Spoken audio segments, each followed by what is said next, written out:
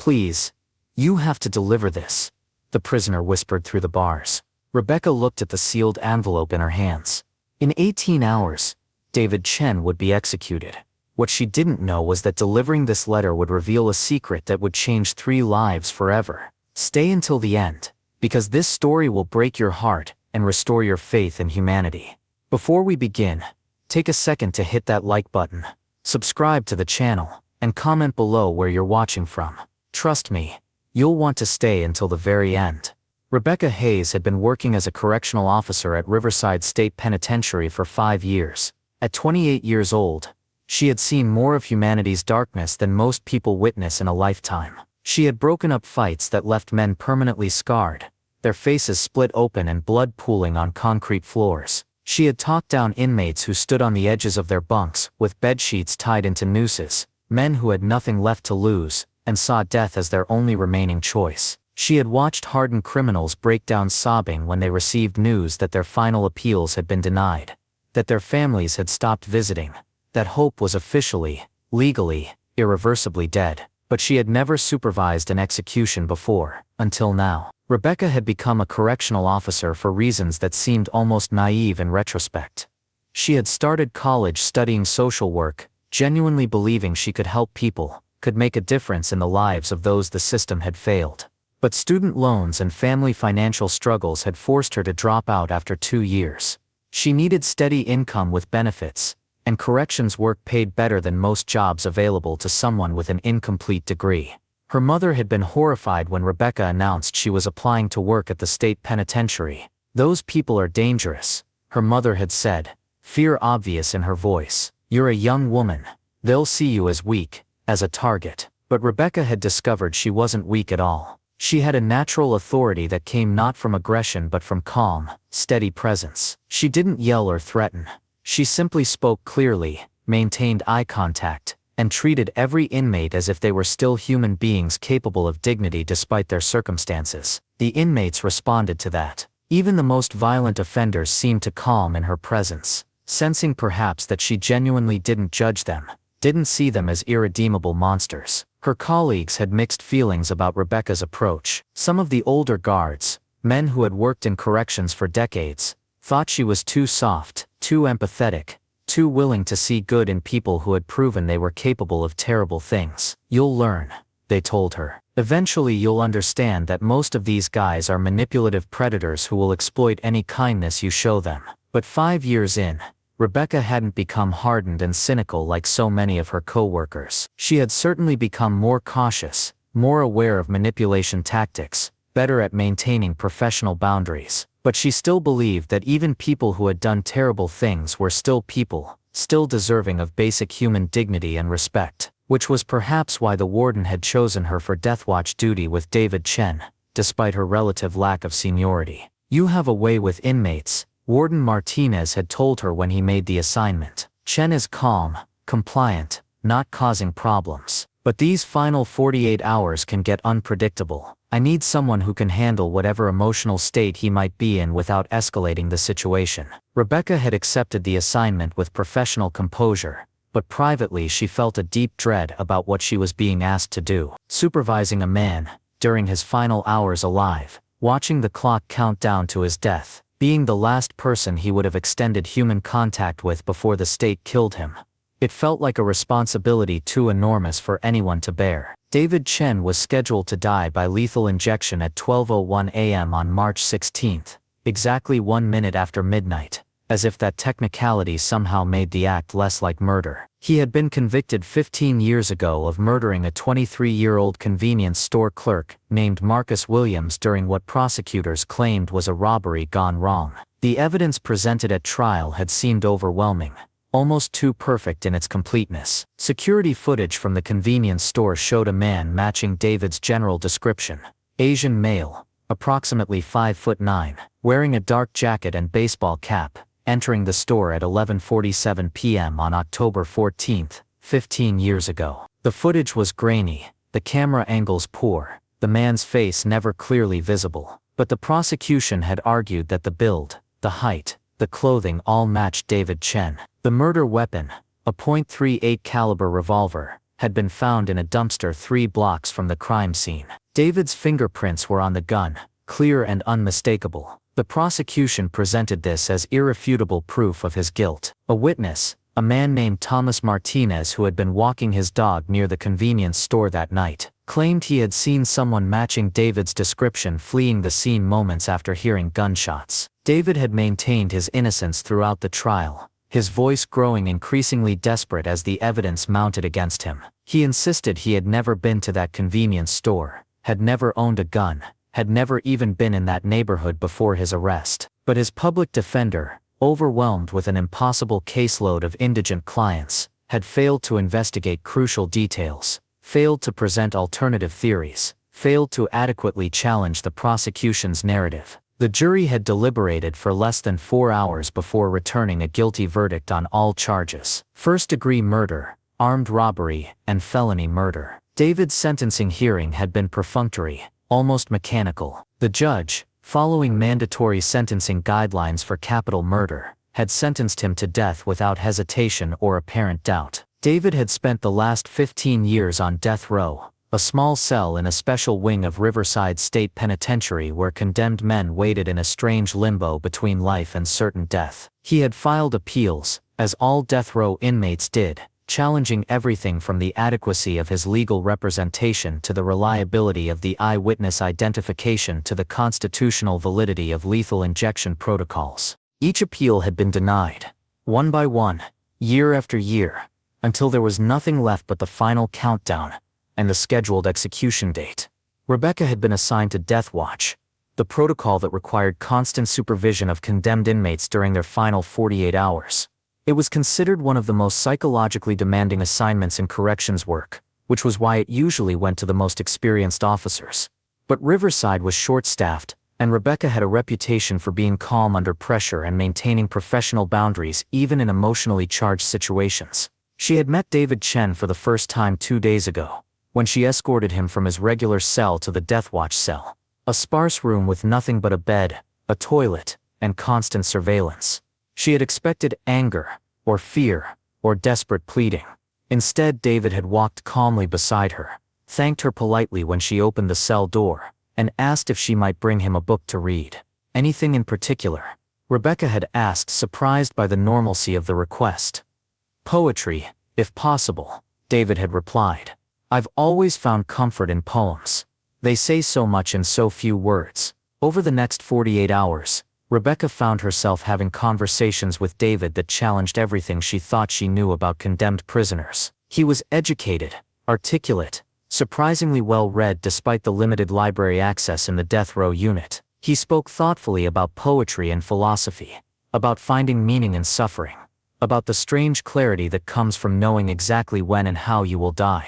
Most people live their whole lives in denial of death, David told her during one of their conversations on the first evening of Death Watch. They know intellectually that they'll die someday, but it always seems distant, theoretical, something that happens to other people. I don't have that luxury of denial. In less than 48 hours, I will cease to exist. The state will inject chemicals into my veins. My heart will stop beating, my brain will shut down, and I will be gone. There's something almost liberating about that certainty. Rebecca had listened, unsure how to respond to such frank discussion of his impending death. Are you afraid? She finally asked. David considered the question carefully. I was for a long time. The first few years I was on death row, I woke up every single morning in a state of absolute panic. My heart would race, my hands would shake, and I would think this can't be real. This can't be happening to me. But you can only maintain that level of fear for so long before it burns out. Eventually, I had to make peace with the inevitable. Did you? Rebecca asked. Make peace with it. I've tried, David said, his eyes distant. I've read every religious and philosophical text I could get my hands on. Buddhism, Stoicism, Christianity, existentialism. I've meditated. I've prayed. I've written thousands of pages trying to make sense of my life and my death. And I've come to understand that whether I'm guilty or innocent doesn't actually matter anymore to anyone but me. The legal system has made its determination. The machinery of execution is in motion. Fighting against that reality only causes more suffering. Rebecca found herself drawn into these philosophical conversations despite knowing she should maintain more professional distance. During her regular rounds, she would linger outside David's cell longer than necessary, engaging with his questions about justice and mercy and the value of human life. She learned that he had been a college student studying engineering when he was arrested at age 23, his whole life ahead of him. She learned that he had no family who visited him, that his parents had died years ago believing their son was a murderer, unable to forgive or accept his claims of innocence. "Do you have family who believes you?" Rebecca asked during one conversation. David's expression darkened with profound sadness. "No one. My parents died within a year of each other about 5 years into my sentence. My mother had a stroke. I think the stress and shame of having a son on death row literally killed her. My father had a heart attack at her funeral. I wasn't allowed to attend either burial. I sat in my cell and knew my mother and father were being put in the ground, and I couldn't even be there to say goodbye." He paused, his hands gripping the bars of his cell. "I had a few friends from college who initially believed in my innocence, who wrote letters and tried to help with my appeals, but people move on with their lives. They get married, have children, build careers. Eventually, the letters stopped coming. It's hard to maintain a friendship with someone who's going to be executed eventually. It's too depressing, too uncomfortable. I understand why they faded away." Rebecca felt a deep ache of sympathy for this man's profound isolation. "So you've been completely alone for 15 years. Mostly," David acknowledged. "There's a certain solitary confinement that comes with being on death row even when you're surrounded by other condemned men. We're all living in our own private hells, counting down our own clocks, dealing with our own fear and regret and despair. There's not much comfort we can offer each other." The conversations revealed a man who seemed thoughtful and self-aware, who had spent 15 years in deep contemplation of his life and choices, who had arrived at a place of acceptance that seemed almost peaceful despite the horror of his circumstances. Rebecca found it increasingly difficult to reconcile this calm, philosophical person with the violent criminal the legal system had determined he was. It was on the evening of his last day, with less than 18 hours remaining before his execution, that David made his request that would change everything. Rebecca was doing her routine check, the third one of her shift. Death Watch protocol required visual confirmation every 15 minutes that the condemned inmate was alive and not attempting self-harm. It was a grim irony. The state wanted to make absolutely certain David Chen stayed alive and healthy right up until the moment they killed him. She had brought him his final meal, though calling it that felt obscene. David had requested something simple, a turkey sandwich, apple slices, and a cup of coffee. No elaborate feast, no expensive indulgences. "I'm not very hungry," he had explained with a sad smile. "And I've never understood the tradition of gorging yourself right before you die. Seems like it would just make the whole process more uncomfortable." Rebecca had watched him eat slowly, methodically, as if the simple act of consuming food required conscious thought and effort. He left half the sandwich untouched, pushed the tray aside, and sat on his bunk with his hands folded in his lap, looking smaller and more vulnerable than she had ever seen him. "Officer Hayes," he said quietly. "Rebecca. May I call you Rebecca? In these final hours, I'd like to speak to you as a person, not just as a guard." Rebecca hesitated, knowing that allowing such familiarity violated professional boundaries. But with less than 18 hours until this man would be dead, professional boundaries seemed almost absurd. "Yes," she said. "You can call me Rebecca." David nodded, seeming to gather courage for what he was about to say. He reached under his thin mattress and pulled out a thick envelope. The envelope was cream-colored, expensive-looking paper that seemed completely out of place in the sterile Death Watch cell. Rebecca recognized it as stationery from the prison commissary's limited selection. David must have spent weeks' worth of his small prison account purchasing enough pages to write what appeared to be a very long letter. Her name was written on the front in careful, precise handwriting that showed hours of painstaking effort. Each letter was perfectly formed, as if David had written and rewritten her name multiple times until he achieved exactly the right appearance. "Please, you have to deliver this," David said, his voice quiet but carrying an urgency that made Rebecca's heart clench. He held the envelope through the bars, his hands remarkably steady despite the magnitude of what he was asking. Rebecca took the envelope, immediately feeling its weight. It was heavy, substantial, filled with what must have been dozens of pages. The envelope was sealed with red wax, old-fashioned and formal, bearing an impression that looked like it might be David's thumbprint pressed into the hot wax. "What is this?" she asked, though part of her already suspected. "It's a letter," David said. "For someone named Emma Richardson. She lives in Portland, Oregon, about 3 hours from here. I need you to deliver it to her personally, Rebecca. Not mail it, not leave it on her doorstep, not hand it to a neighbor or a friend. I need you to put it directly into her hands, look her in the eyes, and make sure she knows it came from me." Rebecca looked at the envelope, then back at David, her mind already forming the objections she knew she should voice. "Mr. Chen," David, "I don't think I can do that. There are protocols, procedures, regulations about guards accepting requests from inmates. If you want to send a letter, there are proper channels through the prison mail system. I could help you send it that way." "The proper channels take weeks," David said, his calm exterior beginning to crack, emotion bleeding through despite his efforts at composure. "Letters go through security review, through administrative processing, through the regular postal system. Even if I sent it today, it wouldn't reach Emma for at least 2 weeks, maybe longer, and I have 17 hours and 43 minutes left to live." He paused, taking a shaky breath, his hands now trembling slightly as they gripped the bars between them. "Please, Rebecca. This is my last wish, my only wish. I'm not asking you to break any major rules or commit any crimes. I'm just asking you to deliver a letter to someone who deserves to read it before I'm gone forever, before any possibility of her knowing the truth dies with me." Rebecca felt her throat tighten with emotion she knew she shouldn't be feeling.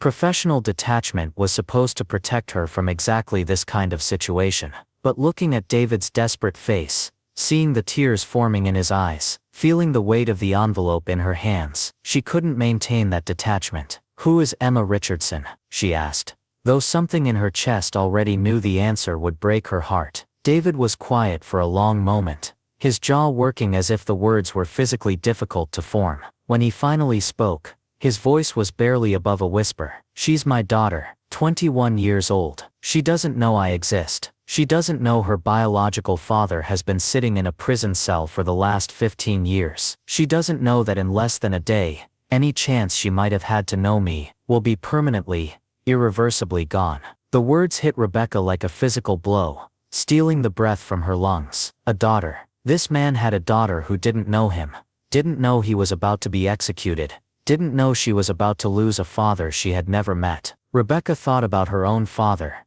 who had died of a sudden heart attack when she was 19. The grief had been devastating, but at least she had known him, had years of memories and love to hold on to. This girl Emma had nothing. "Why doesn't she know about you?" Rebecca asked, her voice rough with emotion she couldn't suppress. David's face showed more raw feeling than Rebecca had seen from him in the entire 2 days she had known him. His composed facade shattered completely, revealing the profound pain and regret he had been carefully holding back. "Because 21 years ago, I made the worst decision of my entire life. A decision that destroyed more than just my own future. It destroyed any chance Emma had of knowing her father." He moved to sit on his bunk, as if the weight of the confession required him to be seated. Rebecca found herself standing closer to the bars, drawn in despite knowing she should maintain distance. "I was 23 years old," David began, his voice heavy with old shame. "I was in my senior year of college,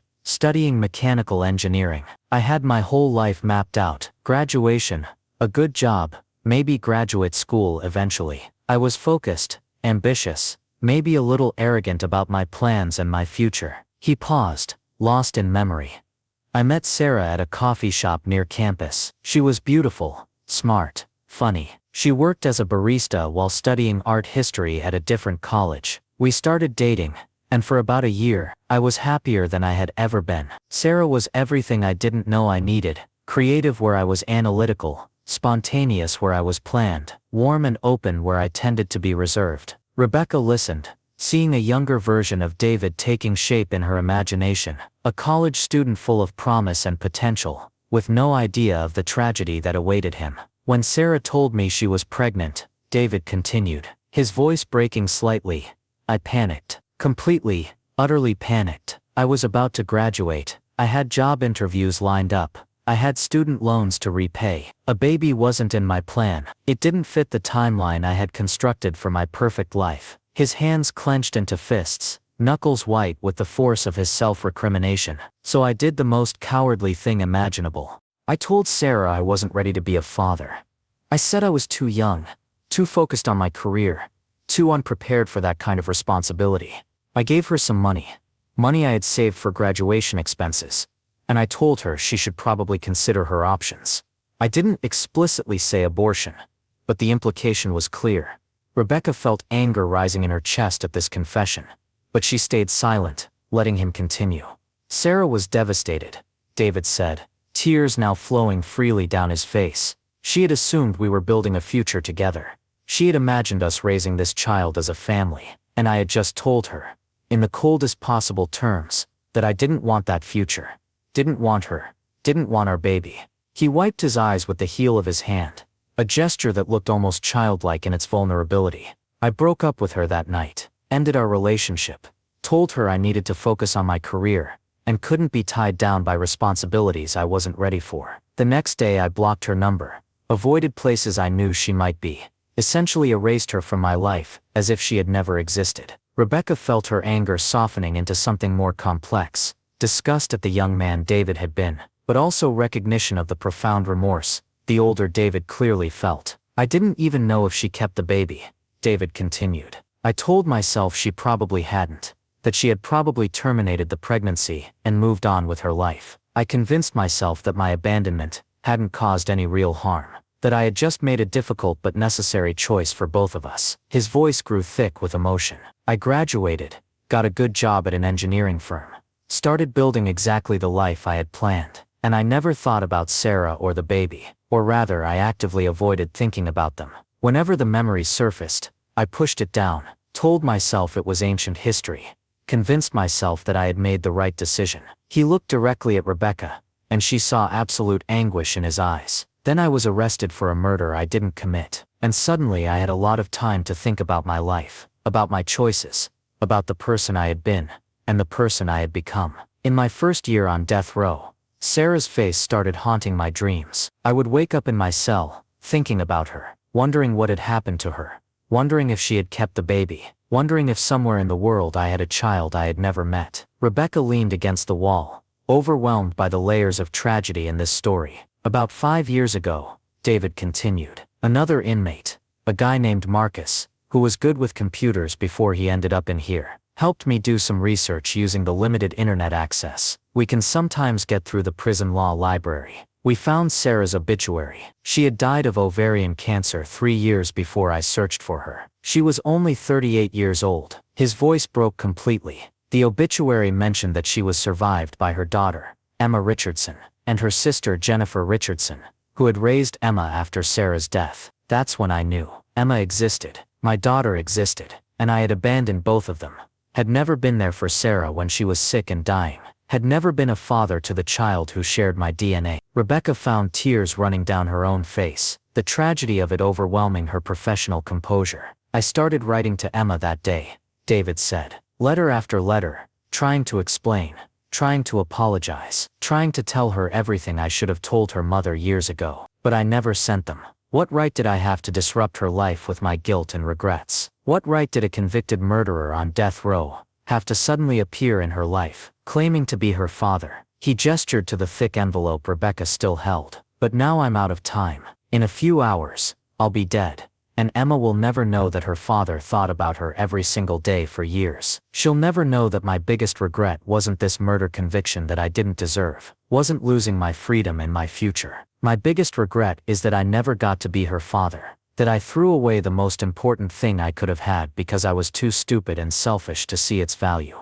David pressed his face against the bars, his entire body shaking with sobs he had clearly been holding back for years. Please, Rebecca, please deliver this letter to my daughter. Let her know that I existed, that I thought about her, that I'm sorry for every moment I wasn't there. Let her know before it's too late, before I'm nothing but ashes, and she never gets the chance to know her father cared. Rebecca looked at the envelope in her hands, feeling its weight not just physically but emotionally. Inside this envelope were words from a dying man to the daughter he had abandoned, and then spent years longing for. Words that could give Emma closure, or could shatter her understanding of her own history. Words that represented David's last chance to be a father, even if only on paper. Every regulation, every professional boundary, every rule she had been taught about maintaining appropriate distance from inmates screamed at her to refuse this request. She could lose her job. She could face disciplinary action. She could be accused of fraternizing with a condemned prisoner, of allowing emotional manipulation to compromise her professional judgment.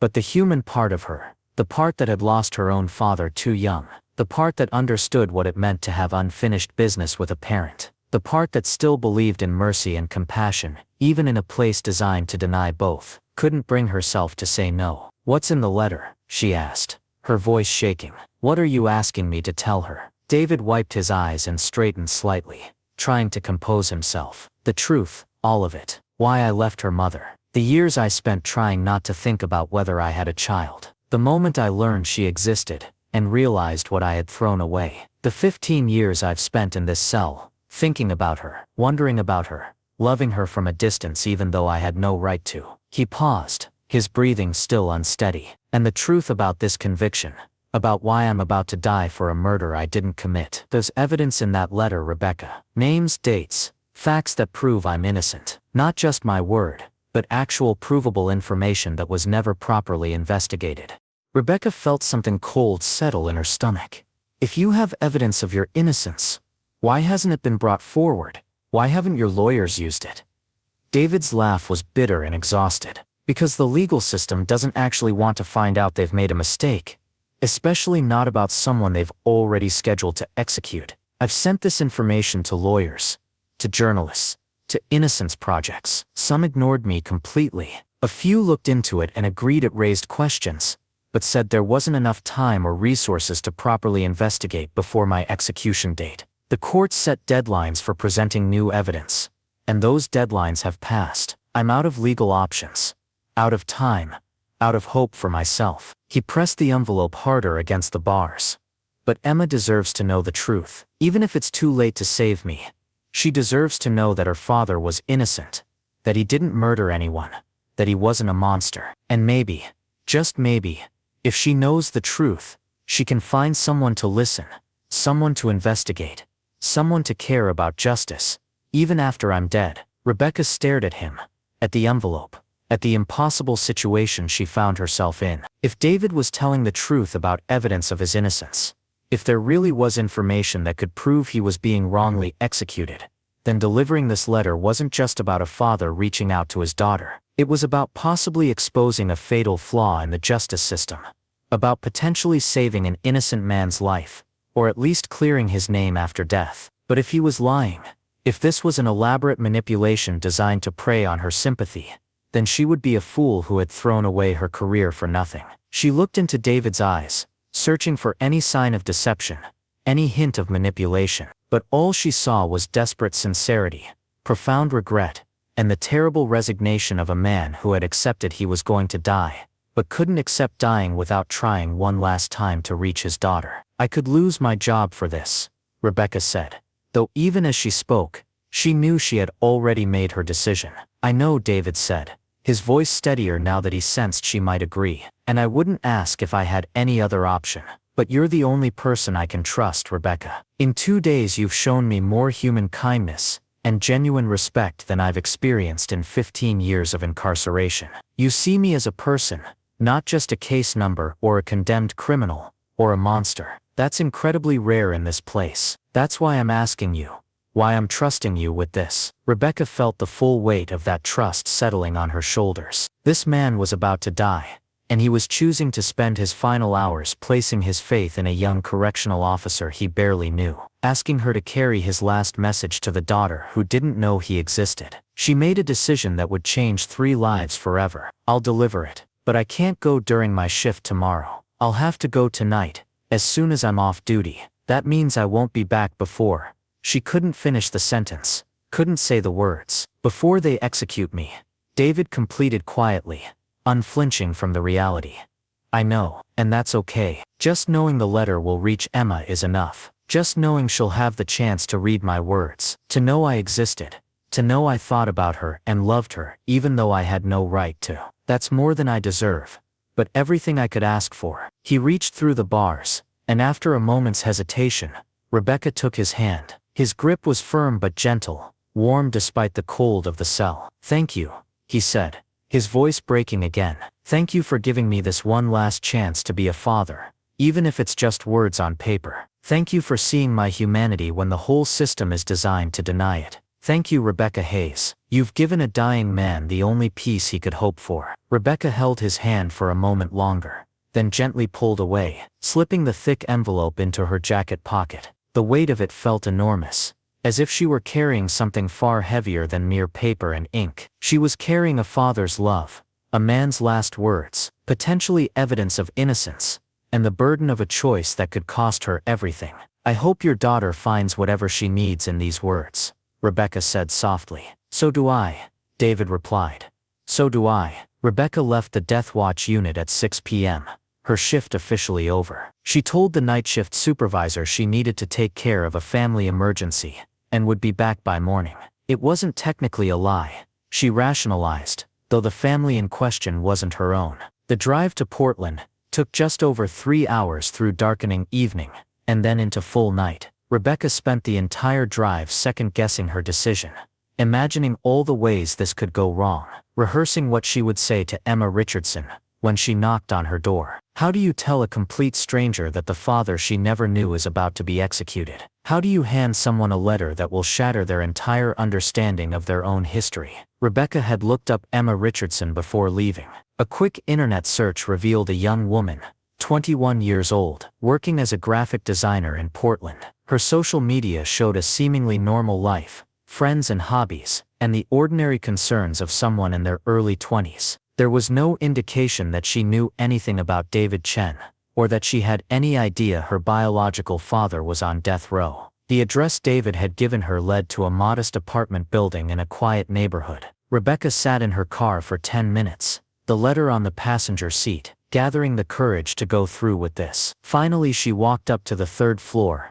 and knocked on apartment 3C. She could hear movement inside, footsteps approaching the door. The peephole darkened as someone looked through. "Can I help you?" A woman's voice, young and cautious. "Emma Richardson. My name is Rebecca Hayes. I need to talk to you about something important. It's about your father." There was a long pause. "My father died before I was born." "That's what you were told," Rebecca said carefully. "But it's not the truth. Please, I need 5 minutes of your time.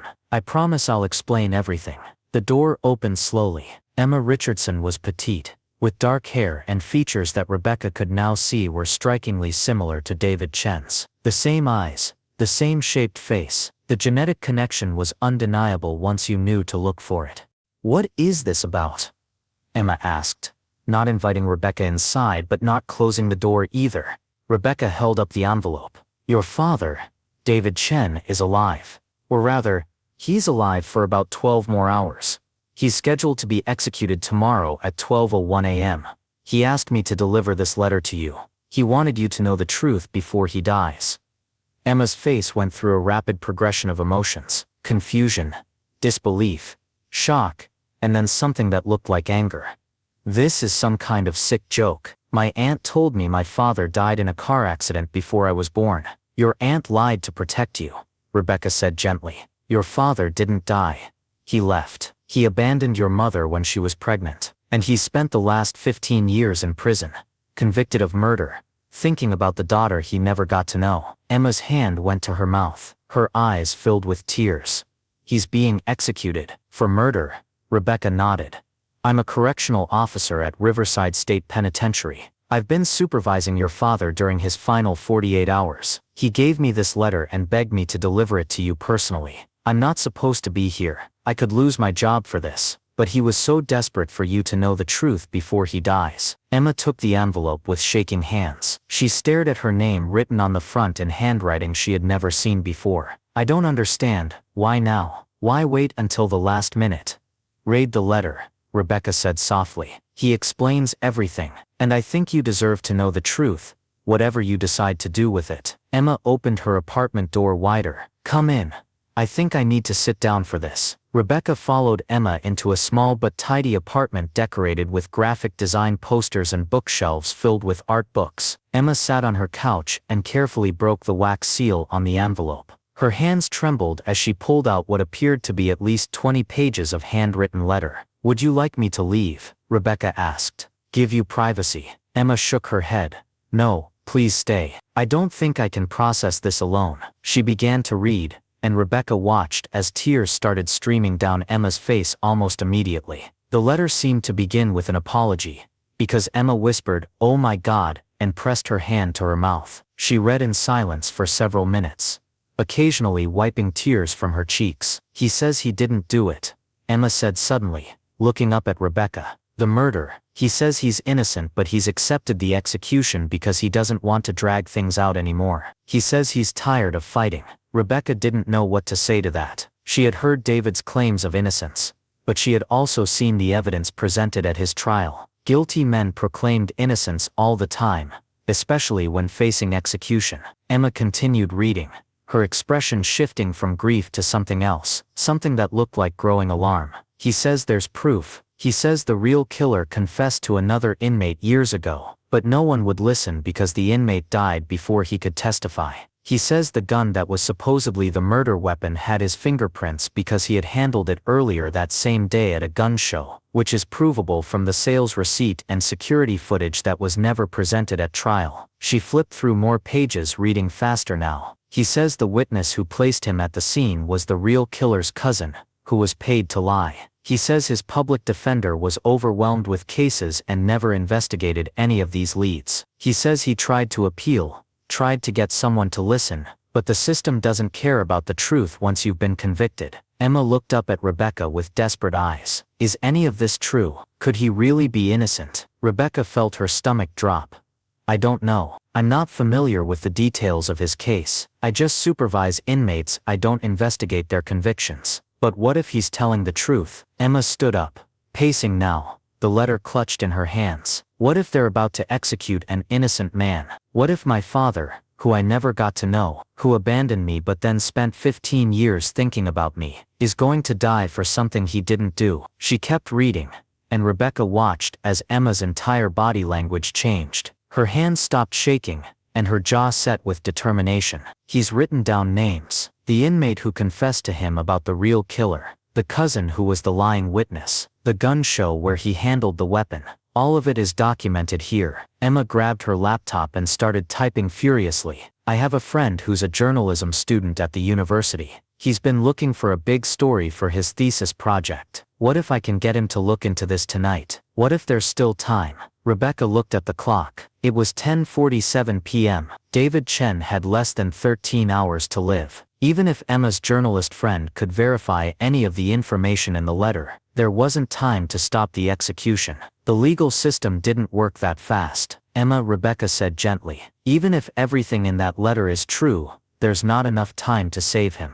The execution is in 12 hours. Any appeals or stays would have to go through the courts, and the courts aren't open in the middle of the night. Then we wake someone up, Emma said fiercely. We call a judge, we call the media, we call anyone who will listen. My father is about to be executed for a crime he didn't commit, and I just found out he exists. I'm not going to let him die without trying to save him. She picked up her phone and started making calls. Rebecca should have left. She had delivered the letter, fulfilled David's last wish. Her part in this was done. But watching Emma fight desperately for the father she had never known, Rebecca found she couldn't walk away. Emma's journalist friend, a young man named Alex, arrived at the apartment within 30 minutes. He read the letter quickly, his expression growing more serious with each page. This is explosive if it's true. The problem is verifying any of it in the middle of the night.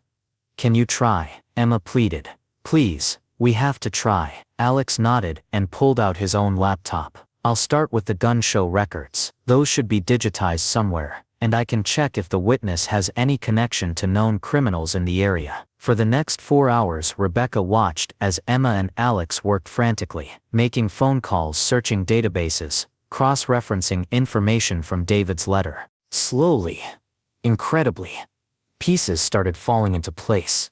The gun show David mentioned had taken place on the exact date he claimed. Security footage from 15 years ago was nearly impossible to obtain, but the show's vendor list was public record, and David's name appeared on it as having made a purchase. The witness who had placed David at the crime scene had a cousin who matched the general description of the actual shooter and had a criminal record for armed robbery. The inmate who had allegedly confessed to David about the real killer had died in prison 7 years ago, but there were records of him requesting to speak with investigators about the David Chen case. Those requests had been denied or ignored. None of it was definitive proof, but taken together, it created reasonable doubt that should have been explored before a man was sentenced to death. At 4:30 a.m., with less than 8 hours until the execution, Alex sat back and looked at Emma with exhausted hope in his eyes. I think we have enough to go to the media. This case stinks of inadequate defense and possible wrongful conviction. If we can get this story out there fast enough, public pressure might force the governor to issue a stay of execution for further investigation. Emma grabbed her phone. Who do we call first? Every news outlet in the state, Alex said. But we start with the ones that have morning shows. If this hits the news at 6 a.m., we have 6 hours to create enough pressure for a last-minute stay. They made the calls. Most news desks were skeptical at first, unwilling to run a story based on claims from a condemned man's letter in his final hours. But Alex had done enough preliminary verification that a few journalists agreed to look into it. By 6 a.m., the first news story broke online. Questions raised about tonight's scheduled execution. By 7 a.m., it was picked up by a major network. By 8 a.m., legal experts were being interviewed on television, discussing the evidence presented in David's letter and questioning whether the execution should proceed. Rebecca had stayed through the entire night, unable to leave, even though she should have been back at the prison hours ago. Her phone had multiple missed calls from her supervisor. She would probably be fired, but she couldn't bring herself to care when she was watching Emma fight for a father she had never known. At 10 a.m., Emma received a call from a lawyer with the Innocence Project, an organization that worked to exonerate wrongly convicted individuals. The lawyer had seen the news coverage and wanted to review David's case immediately. But even working at maximum speed, there wasn't time to get a stay of execution before midnight. We need the governor, the lawyer said over speakerphone. Public pressure for the governor to issue an emergency stay while we investigate. That's the only thing that can stop this execution now. Social media exploded with the story. #Free David Chen started trending. Legal experts debated on television. Opinion pieces appeared online, questioning the death penalty itself when cases like this showed how flawed the system could be. At 11 a.m., Emma made a decision. I need to see him. I need to go to the prison and see my father before he dies. Rebecca, who had been silent for hours, finally spoke. The prison is 3 hours from here. We'd have to leave right now, and even then we'd only have a few hours before the execution, and there's no guarantee they'll let you see him. You're not on his visitor list. Then I'll stand outside the prison, Emma said firmly. I'll tell my father's story to every news camera pointed at me. I'll make sure everyone knows that an innocent man is about to die, and I'll make damn sure that if he dies tonight, he dies knowing his daughter fought for him.